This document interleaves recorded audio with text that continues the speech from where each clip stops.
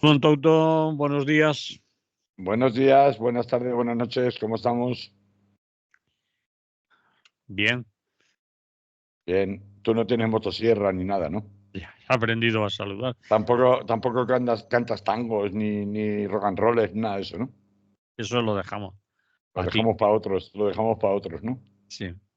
Bueno, A ver, vamos con el salseo. Yo pensaba que hoy, para empezar, la gente es muy de salseo, entonces vamos a hablar del salseo, pero tal vez no como algunos esperan.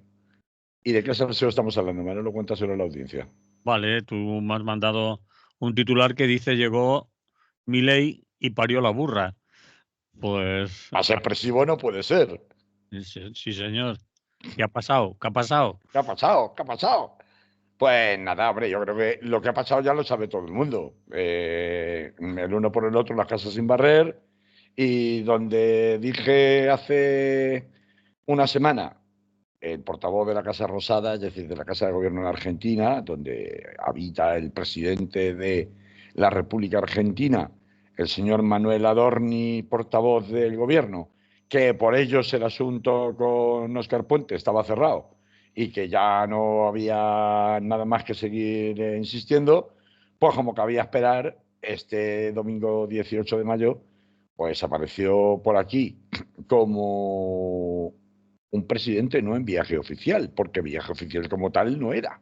No era un viaje con citas programadas, con instituciones o autoridades a la altura de un presidente, jefe de Estado de un país como Argentina, con, pues no sé, el rey, miembros del gobierno, el presidente, etcétera, etcétera, sino que era un acto privado, en definitiva.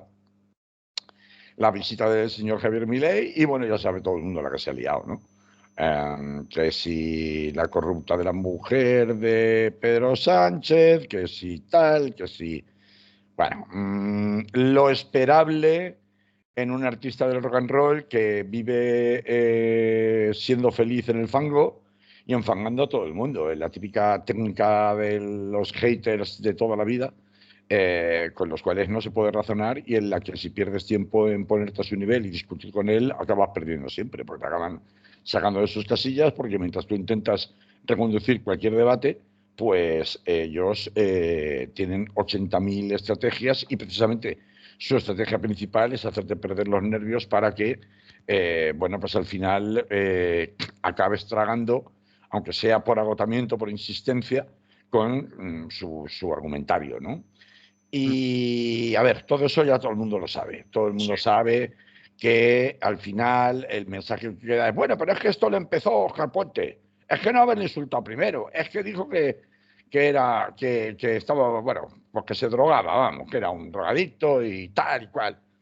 Bueno, pues muy bien. Eso no es cierto. Realmente esa crisis en teoría se había cerrado, según el propio Manuel Adorni, hace una semana, en donde se negaba que fuera una cuestión diplomática y que era una cuestión, bueno, porque había habido unos exabruptos por parte de un miembro del gobierno y habían sido contestados a través de unos comunicados.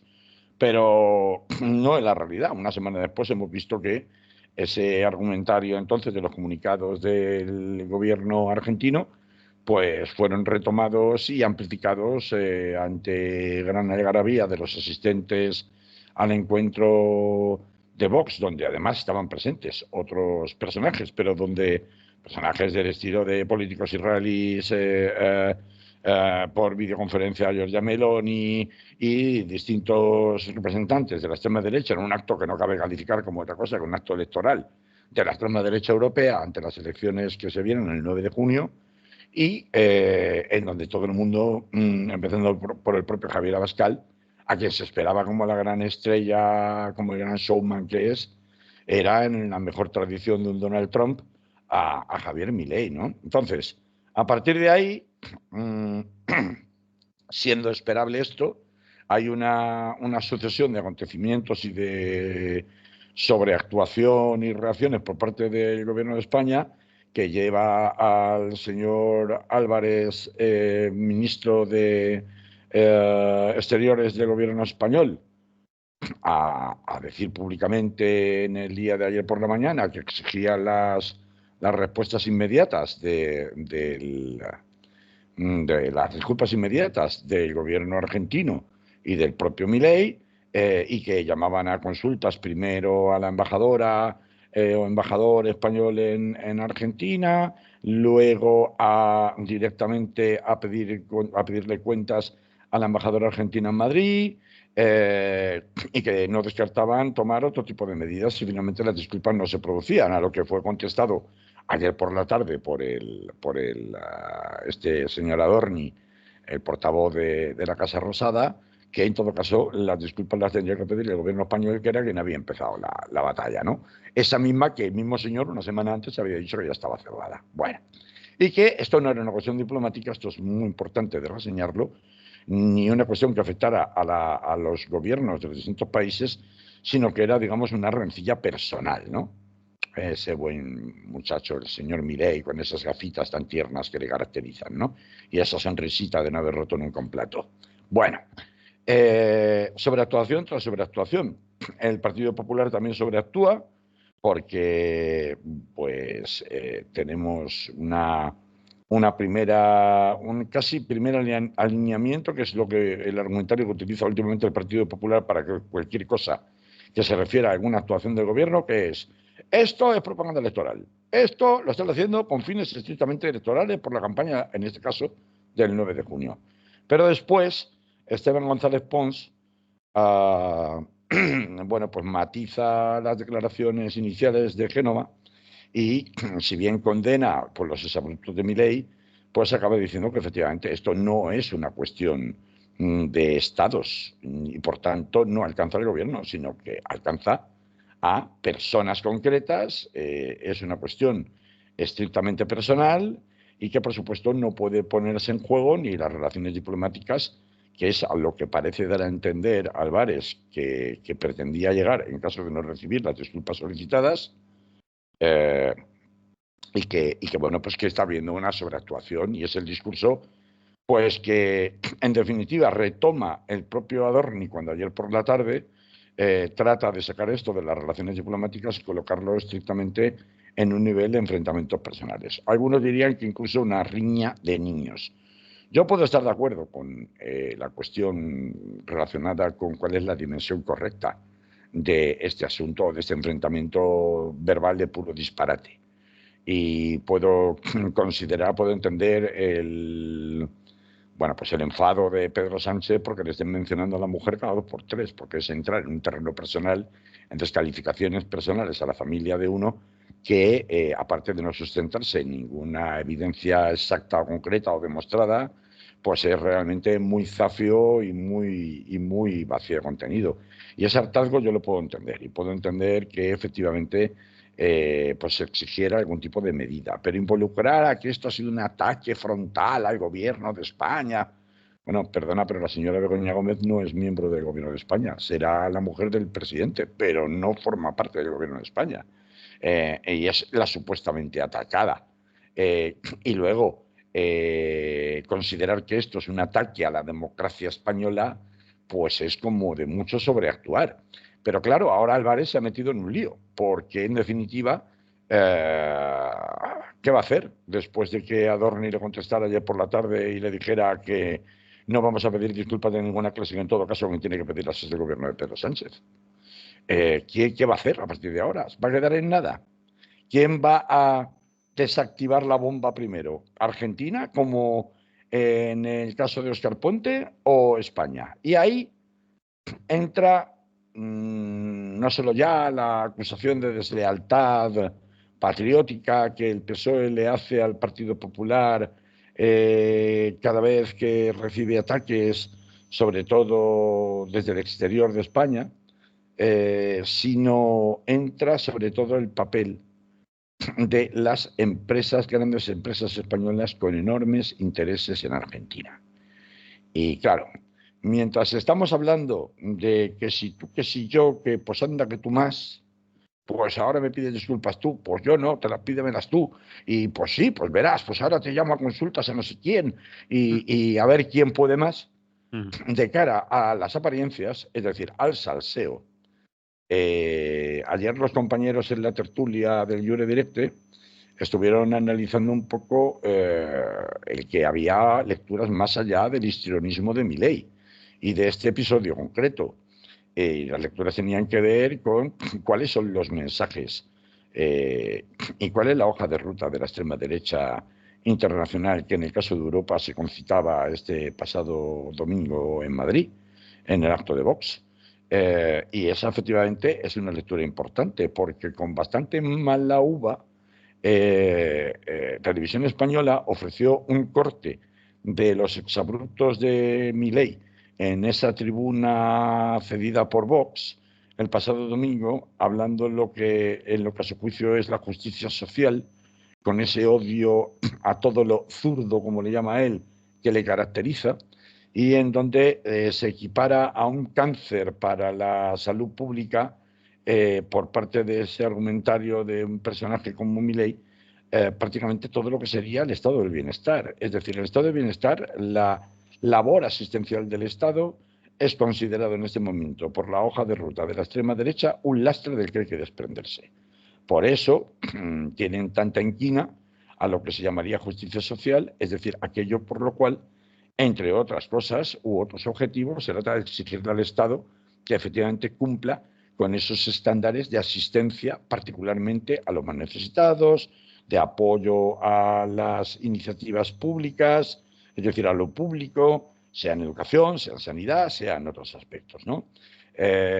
Curiosamente, como decía, con bastante mala uva, Televisión Española ofrecía a continuación de las palabras de Milei sobre la justicia social otras palabras prácticamente idénticas en otra tribuna, otro día, distinto, de Isabel Díaz Ayuso. Y decían casi calcada y literalmente lo mismo sobre la justicia social. Pero claro, la justicia social puede ser una especie de cortina de humo, este tipo de ataques al estado del bienestar, en cuanto, en el plano teórico al menos, que lanza personajes como Milei o como Díaz Ayuso de cara a la galería, no lo son, desde luego, para las poblaciones que tienen que sufrir a ese tipo de gobernantes.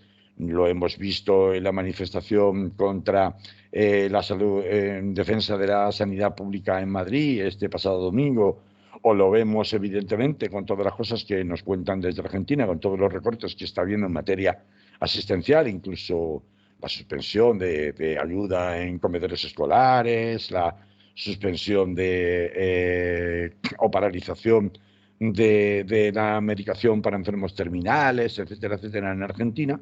Pero decía, no deja de ser una cortina de humo de cara para afuera que tapa otras cuestiones mucho más importantes que tienen que ver en realidad con la justicia o injusticia económica.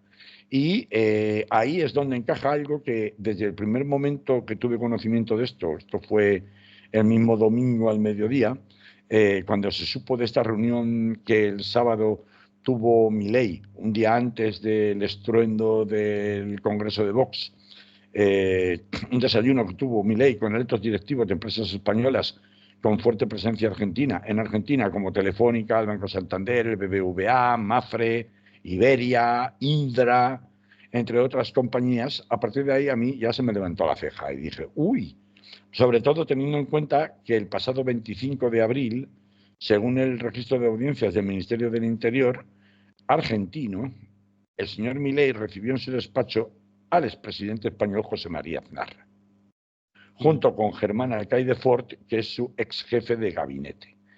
Ya sabes aquello de que quien puede hacer haga, ¿no? Quien puede hacer, que haga. Este señor Alcaide Fort, ex jefe de gabinete de Aznar, preside actualmente el Instituto Atlántico de Gobierno y suele acompañar a Aznar en acciones de lobby con empresas. Por ejemplo, Alcaide Fort es el consejero de una empresa llamada Hidrógeno Verde Renovable, que es una multinacional española con intereses en ese recurso y, en particular, dado los amplios espacios abiertos que ofrece la naturaleza argentina, en Argentina. ¿Qué tenían que hablar Milei, Aznar, Alcaide, como posible antesala de ese desayuno que se produce en Madrid el sábado antes del estruendo del domingo? Con, ya he dicho, Indra, principal empresa pública española, Telefónica, Banco Santander, BBVA, Iberia. No estamos hablando de cualquier empresa, ¿verdad? El señor Garamendi. La mayoría de ellas han rechazado ¿En qué? los insultos a la Sí, presidenta, bueno, pero el tono y la manera de hablar. bueno, es inapropiado, pero ahí queda, ya está. Sí. A ver, pero ¿de qué tenían que hablar? Pues lo que tenían que hablar, porque claro, por ejemplo, Iberia ya salió ayer por la tarde a decir, porque claro, los periodistas ahora están preguntando, están diciendo, ¿de qué hablasteis con Milei? Claro, si hay una restricción en las relaciones diplomáticas, si por el gobierno se pudieran y llegaran a adoptarse medidas de restricción del comercio con Argentina, eso afecta directamente a las grandes empresas españolas con intereses allí. Pero, por tanto, ¿de qué hablaron ustedes con el señor Milei? Y resulta que actualmente se está debatiendo en el Senado argentino, a propuesta del gobierno del gabinete del señor Milei, una llamada ley de bases que incluye algo que se llama régimen de incentivo de grandes inversiones, que es la principal vía que propone Milei para que se realicen inversiones masivas en Argentina, inversiones extranjeras, en condiciones privilegiadas para la explotación de recursos naturales. Es decir, mientras lo que llaman RIGI, régimen de incentivo de grandes inversiones, RIGI por sus siglas, mientras que el resto de América Latina avanza en dirección a la recuperación de sus propios recursos naturales y el fin de las economías exteriores extractivas, en donde empresas extranjeras gestionan y extraen los recursos para llevárselos naturales del propio país, para llevárselos o hacer beneficio con ellos para su propio interés fuera del país del que se extraen esos recursos naturales, Milei apuesta justo por lo contrario, porque ni exige cadenas de valor a nivel local, es decir, qué parte de los beneficios se van a quedar en Argentina, ni tampoco siquiera exige a esas inversiones garantía de autoabastecimiento. Es decir, mire usted, llévese la pesca de Pescanova ahí en la Patagonia Atlántica, como ha venido haciendo toda la vida, con sus enormes barcos y su naviera, pues para pescar, sobre todo para hacer pescado congelado, pero déjeme a mí un poco, ¿no? Pues yo tendré también que comer. Eso se llama garantizar el autoabastecimiento. Pues ni eso exige Milei. Se otorga en el RIGI un trato preferencial a los bienes importados por grandes empresas extranjeras, es decir, que le permite a las empresas extranjeras que inviertan masivamente en Argentina, traerse su propio equipamiento sin que prácticamente tengan que pagar en aduana, porque a fin de cuentas estás importando bienes y servicios, como es maquinaria, como es personal, como son un montón de cosas, es decir, un montón de recursos para que la industria funcione, ¿no? Y esto, evidentemente, es algo que perjudica a la industria local, a la industria nacional argentina, porque si no hubiera un tratamiento fiscal tan privilegiado a este tipo de inversiones y a todos los recursos que se les permite importar, pues tendrían necesariamente que contratarse con empresas locales, lo cual generaría empleo y generaría riqueza dentro de la propia Argentina. Pues no, esto tampoco. Claro, a mí me quiere explicar alguien sabiendo esto, conociendo que Aznar y su lobista estuvieron haciendo de palanganeros mayores para facilitar esta reunión entre Milei y la COE, las grandes empresas del IBEX 35 españolas, aprovechando una visita que no dejaba de ser una visita privada y no una visita oficial como presidente de Argentina a España, y reunirse con estos grandes empresarios del IBEX 35 para contarles y venderles las bondades de su plan RIGI, pues ahí va. Igual a lo mejor de lo que tenemos que hablar es de esto. Tenemos que hablar de soberanía nacional, pero cuando hablamos de soberanía nacional no estamos hablando de que me llamaste esto, me llamaste lo otro, pues anda que tú más, porque eso es una mascarada. De lo que tenemos que hablar es cuáles son los límites de las inversiones españolas en el extranjero. Si es que los hay o debiera haberlos. O esto solo queda en manos privadas y aunque las inversiones masivas que propone Milei lo que pretendan sea la depauperización del pueblo argentino hermano, eso a nosotros nos da igual, porque total, si les hemos esquilmado toda la vida, ¿cómo no le vamos a esquilmar ahora que nos lo ponen en bandeja de plata? Pues nada, vamos a seguir esquilmando. Y todavía mejor, ganando más dinero que antes.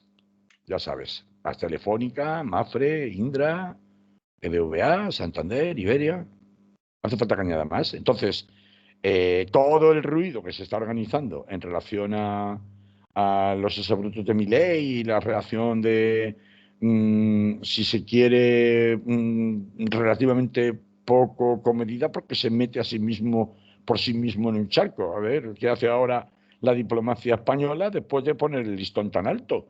Llamar a consultas a tu propio embajador, llamar a consultas al embajador argentino en Madrid para pegarle un chorreo y decirle que exigimos disculpas y después de eso, ¿qué?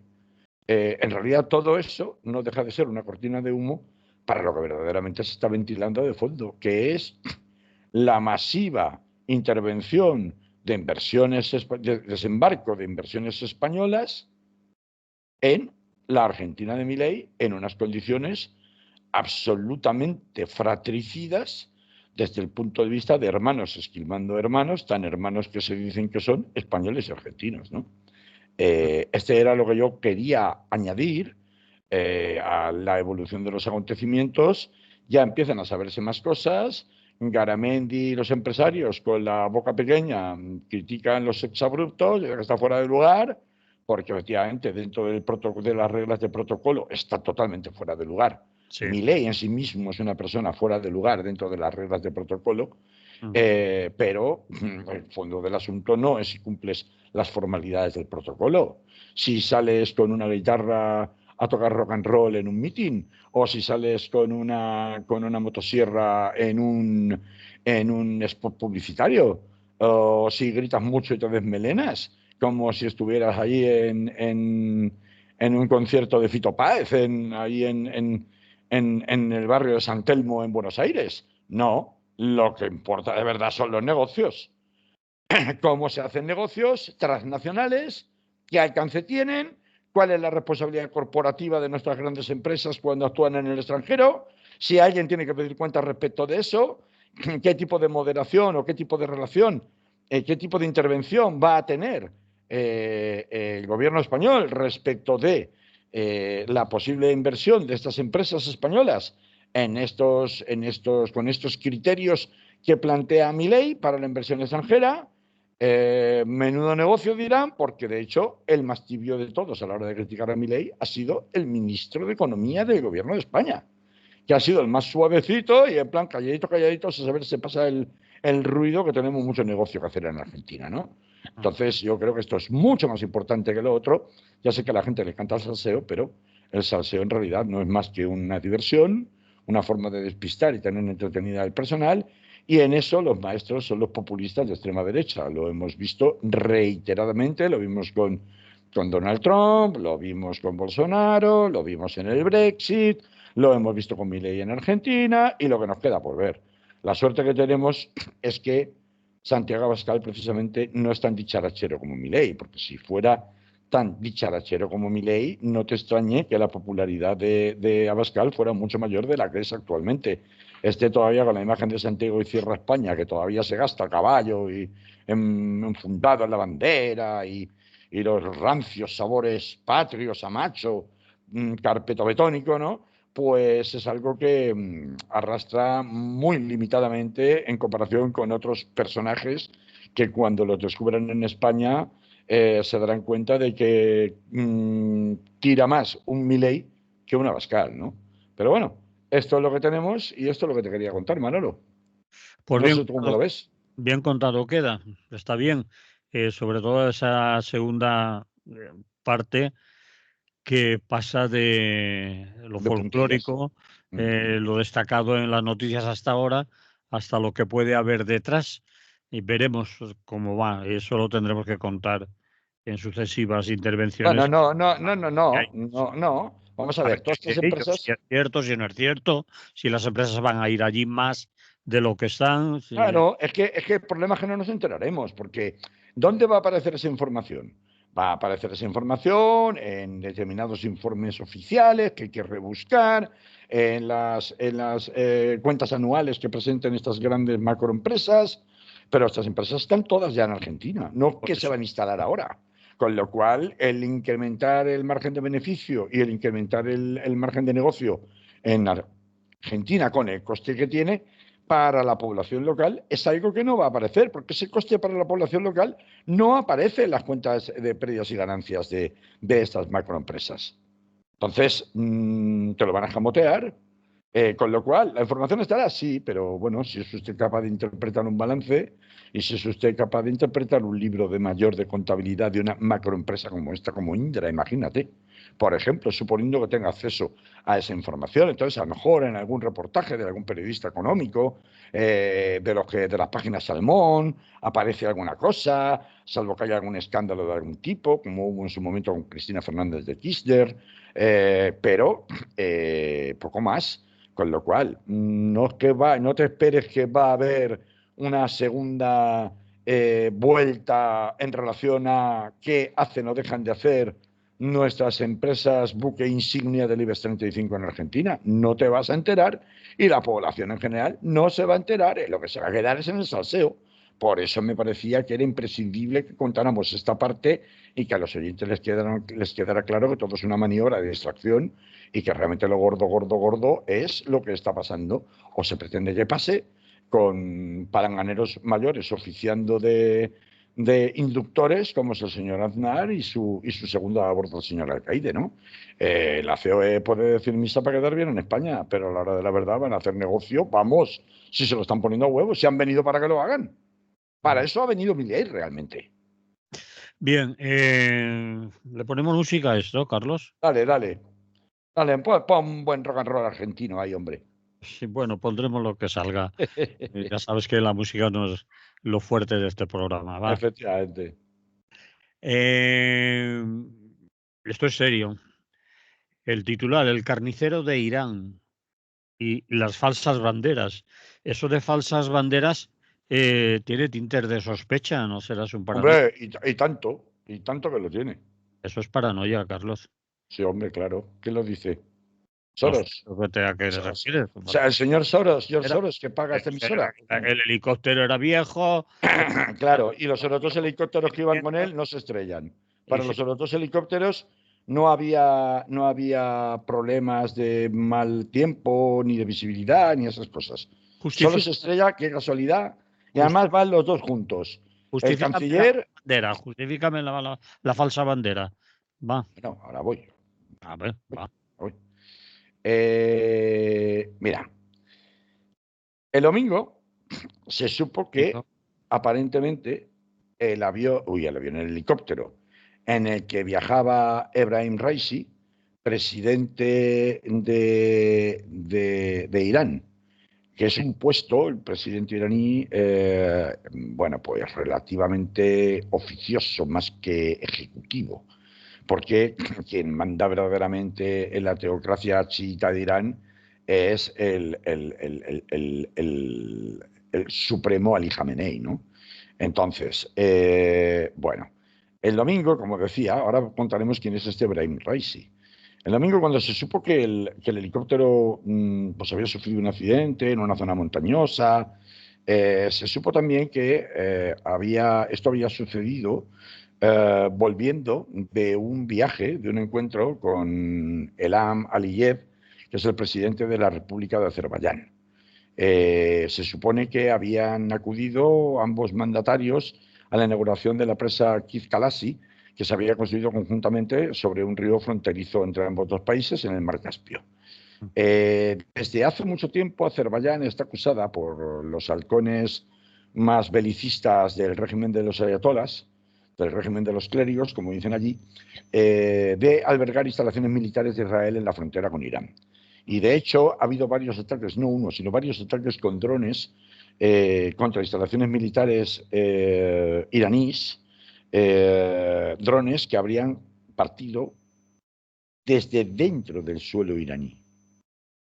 Tanto es así que cuando se produjo el bombardeo, el ataque de Israel al consulado de Irán en Damasco, había ultras islamistas del gobierno de Ali Khamenei que proponían precisamente bombardear en respuesta la embajada israelí justamente en Azerbaiyán. Por lo tanto, las relaciones con Azerbaiyán y Irán, de Irán con Azerbaiyán, son relaciones bajo sospecha, siendo países vecinos, de manera muy, muy importante. Cuenta alguien que, bueno, pues puede tener la credibilidad que quieras, como es Nazanin Armanian en el Diario Público, que no puede descartarse la posibilidad de un atentado porque uno de los comandantes de los guardianes islámicos que escoltaba desde otro helicóptero la aeronave de Raisi dijo que antes de estrellarse del aparato salía humo negro. Puede ser un fallo técnico, pero también una bomba colocada en su interior. El mismo domingo, como yo contaba, la única forma de tener más noticias, aunque fueran falsas, y tratando de nadar entre el pozo de basura que generalmente la información sobre Twitter, en Twitter, yo estuve haciendo unas indagaciones el domingo por la noche y el domingo por la noche, por un lado, empezaron a distribuirse imágenes que eran prácticamente repetidas por Twitter. Había muchas publicaciones de un marcadísimo, más de lo habitual, siempre están, pero más de lo habitual, de un marcadísimo carácter sionista, celebrando la muerte de Ebrahim Raisi, hablando de quién era Ebrahim Raisi, de quién había sido y, sobre todo, sacando imágenes de supuestos fuegos artificiales en Teherán y en otras localidades del país, con lo que supuestamente se justificaría la celebración de su fallecimiento. Es decir, supuestamente, según estos perfiles de marcado carácter sionista en Twitter, el domingo por la noche, cuando todavía el gobierno iraní ni había ofrecido imágenes del helicóptero porque los equipos de rescate no habían llegado al lugar del siniestro, cuando habían suspendido, de hecho, las labores de rescate debido a la caída de la noche y las dificultades climatológicas del momento, y dado que en la noche los drones ya no podían continuar patrullando el cielo para tratar de identificar el lugar donde habría caído el helicóptero. Cuando todo eso todavía estaba, por tanto, en fase de ha sido un accidente, pero todavía están vivos, estamos buscándolos, ya los encontraremos, no os preocupéis, etcétera, etcétera, de forma oficial, en Twitter los perfiles sionistas, y no solo los perfiles sionistas, están celebrando ya el fallecimiento, y además de eso, incluso algún ministro del gobierno israelí confirma la muerte de Ebrahim Raisi. Esto el domingo. Hasta el lunes por la mañana no se conoce, no llegan los equipos de rescate hasta el lugar del siniestro y no se confirma definitivamente el fallecimiento de los ocupantes. Por otra parte, es de primero de seguridad que en dos altísimas autoridades del país, como es el presidente por un lado y el ministro de Exteriores por otro, no pueden ir en la misma aeronave. Sobre todo cuando van tres, porque si cae uno, pero no caen los dos de una tacada. Esto ya es muy sospechoso. Luego, por otra parte, es verdad que de haber sido un atentado puede que Israel no tenga nada que ver, porque también existe la cuestión de las facciones rivales del presidente en un sistema que está absolutamente corrompido. Ha habido escándalos como el exministro de Agricultura, que se llevó 3.700 millones de dólares en la importación de té. En 3.700 millones de dólares, no es cualquier cosa, ¿eh? Mientras que al mismo tiempo se está ahorcando constantemente a la gente pobre en Irán, pues, prácticamente por delitos de robagallinas, ¿no? Pero también es verdad que si bien puede tener una causa interna, de luchas internas por el poder, también puede, desde luego, tener que ver con el Mossad. Es decir, todos los atentados que viene sufriendo desde comienzos de este año Irán, de una forma o de otra, reivindicados por el Estado Islámico, llevan la huella del Mossad detrás. El propio expresidente Mahmoud Ahmadinejad ya en su momento dijo que hasta el responsable de la lucha anti-israelí de los servicios de inteligencia de Irán ha sido un agente del Mossad. Irán e Israel están claramente en guerra, al menos desde el punto de vista técnico. Así que yo creo que no puede descartarse de ninguna manera un sabotaje. Hay que tener en cuenta, sobre todo para tratar, en caso de que se confirmara, de involucrar a Irán en la guerra de Gaza, que es algo que ha pretendido Israel o los halcones de Netanyahu desde un primer momento. Y que el presidente Joe Biden no quiere saber o oír hablar del asunto ni en broma. Cuando la crisis hace un mes, me parece que fue, ¿no, Manolo? Unas semanas, de las embajadas, de bombardeo, pues yo también te bombardeo a ti, etcétera, etcétera. Netanyahu considera que la invasión a Gaza es la ocasión perfecta para destruir las instalaciones nucleares y militares de Irán, aunque cueste una guerra total en la región, mientras que a Biden lo que le preocupa es Ucrania, el avance que está habiendo de Rusia allí y sobre todo el caos que se iba a producir en un país tan grande y tan estratégico como Irán si caen los ayatolás. Con lo cual supondría de entrada un incremento brutal del precio del petróleo justo en víspera de las elecciones, con lo cual, si ya las tiene complicadas, las pierde con toda seguridad en favor de los republicanos. Se presente Trump o se presente quien se presente. Pero igual lo que buscan es precisamente el gabinete de Netanyahu, o por lo menos la parte más halcón, la parte más radical, más extremista del gobierno de Netanyahu, lo que busca es precisamente desalojar a Joe Biden de la Casa Blanca, de forma y manera que parecería razonable pensar que un incidente a gran escala, como podría ser este, de confirmarse casi un atentado de falsa bandera con implicación del Mossad, podría prender definitivamente el fuego en la región, que el bombardeo israelí intencionado a la embajada iraní en Damasco, en Siria, no consiguió. Esto es bastante frecuente en las actividades del Mossad.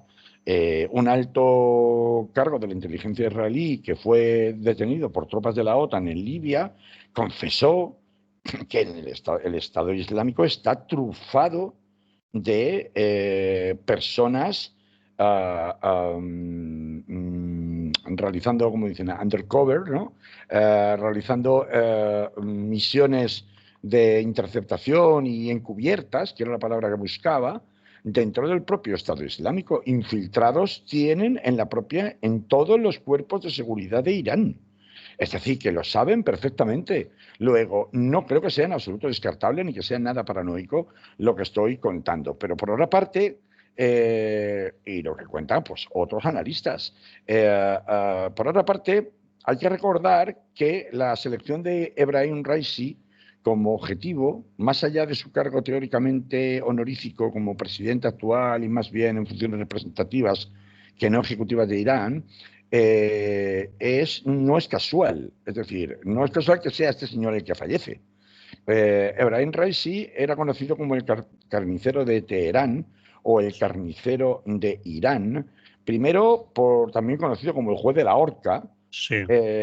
Primero por su participación en las ejecuciones masivas de 1988, cuando miles de prisioneros políticos fueron ejecutados en Irán tras la guerra con Irak.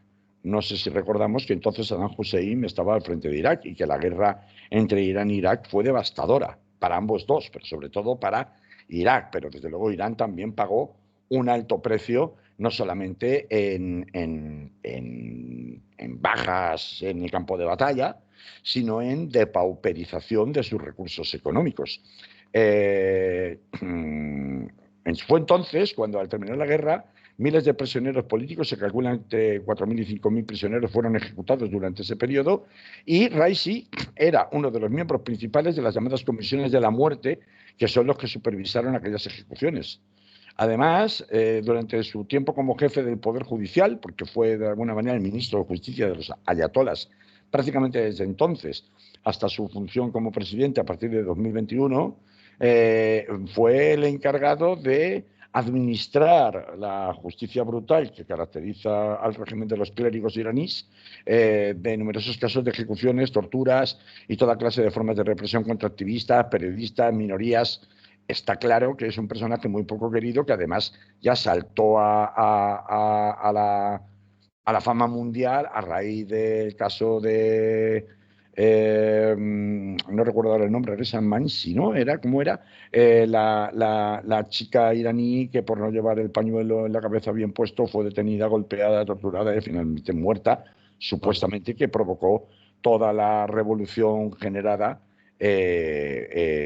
pues durante casi meses, supuestamente alentada o auspiciada desde Occidente, pero es que, claro, Estados Unidos no se puede permitir eh, el caos como le pasó en Libia. Vale, muy bien, deponen a los ayatolas.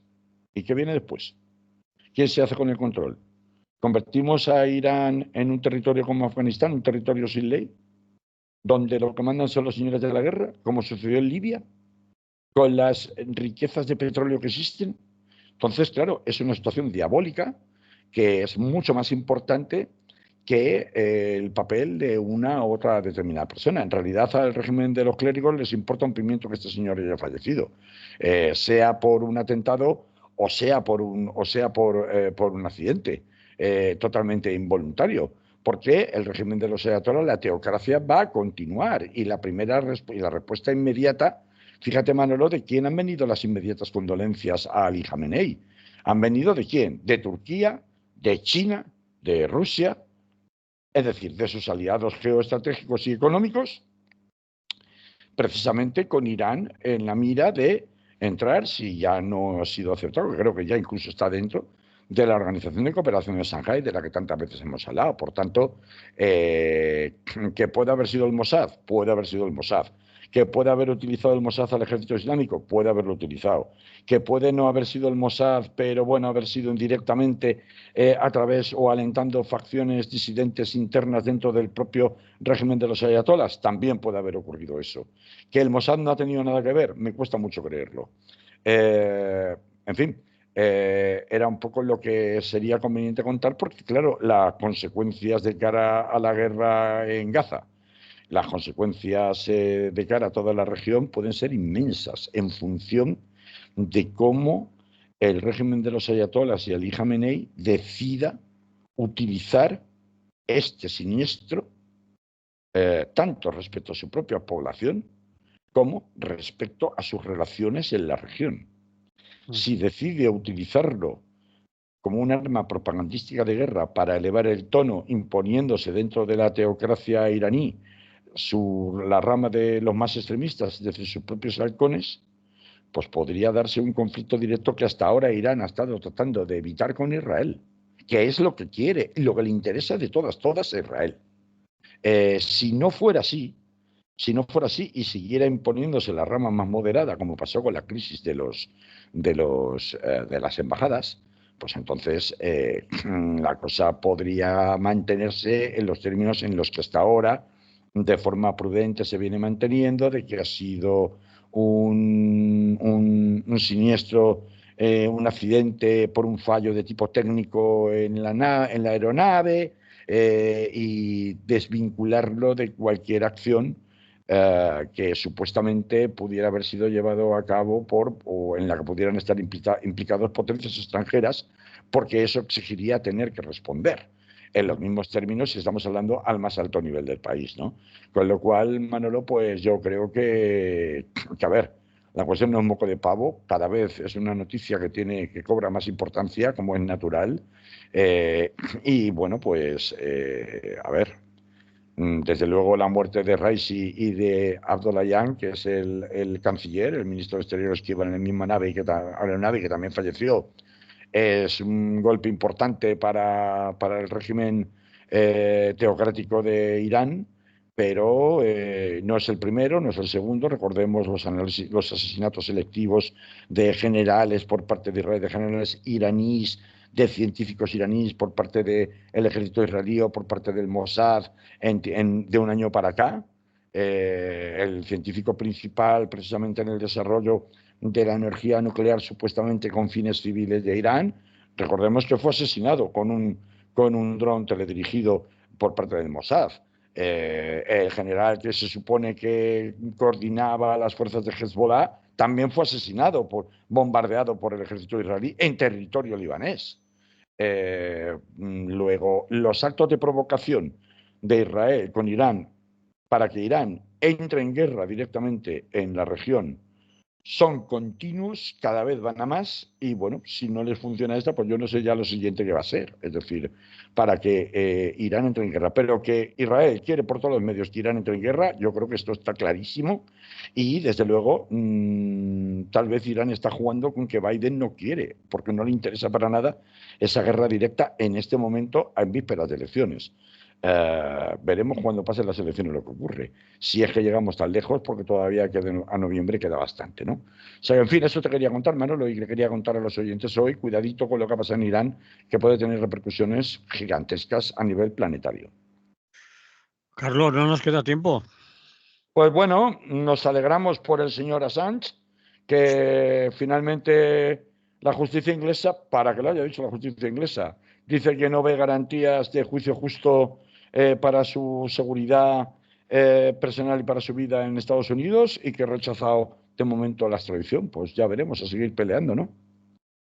Pues eso lo tendremos que ir contando a lo largo de los días que vengan, si no nosotros, quien esté en nuestro sitio, ¿vale? Y que hablen de Assange y también lo que ha pedido es la Corte Penal Internacional, la detención de la cúpula de Hamas, pero también del señor Netanyahu y su Bueno, ministro de la ha Interior. pedido el fiscal. La ha pedido el fiscal, sí es Bueno, verdad que dije que lo iba a contar y luego se me ha olvidado. Pero bueno, sí que lo ha pedido el fiscal. No, no lo han acordado todavía de forma definitiva. Se supone que lo harán. Lo que pasa es que ya sabes, Manolo, que Israel no reconoce a la Corte Penal Internacional y que por tanto eso va a tener una eficacia bastante limitada porque no veo yo a Netanyahu de gira por Europa como hace Zelensky, ¿no? De hecho, si te das cuenta, desde que empezó la guerra, Netanyahu no ha salido de Israel. Es Anthony Blinken, el jefe de las relaciones exteriores del gobierno de Estados Unidos, quien viaja a Tel Aviv o a Jerusalén, pero no es Netanyahu quien viaja fuera de Israel, con lo cual la efectividad de esas medidas pues, es bastante relativa, aunque bueno, ciertamente la lista de reproches penales por delitos que no incluyen el de genocidio, cosa que acredita mucho que el fiscal de la Corte Penal Internacional ha tratado de hacer equilibrios políticos en la cuerda floja y excluye, porque no lo cita directamente, habla de delitos de lesa humanidad, delitos de guerra, pero no habla del genocidio. No cita como tal el delito de genocidio. Pues eso digo, demuestra que ha sido una decisión de mucho equilibrio político, tratando de meter a las dos partes prácticamente en el mismo saco de los ilícitos penales que se les reprochan, es decir, a tanto a los líderes de Hamas como a los líderes del gobierno israelí. Seguramente parte de razón no le falte, pero claro, la lectura política de eso es de ahí andan los dos quejándose, tanto Hamas por un lado como el gobierno de Netanyahu por otro, ¿no? De que quién tiene la condición de agresor y quién tiene la condición de víctima, ¿no? Pero bueno, es un vale. paso adelante más en la deslegitimación internacional de Israel y bienvenido sea. Para próximos programas. Muy bien. Vale, Carlos. Venga, pues nada, un abrazo, salud a todos y a todas. Vale, hasta la próxima.